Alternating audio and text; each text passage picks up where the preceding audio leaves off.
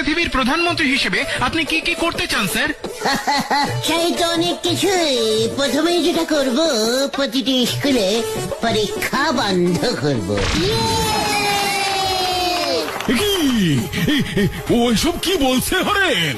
গরমের ছুটি 3 মাস, শীতের ছুটি 3 মাস, পুজোর ছুটি 6 মাস করে দেব।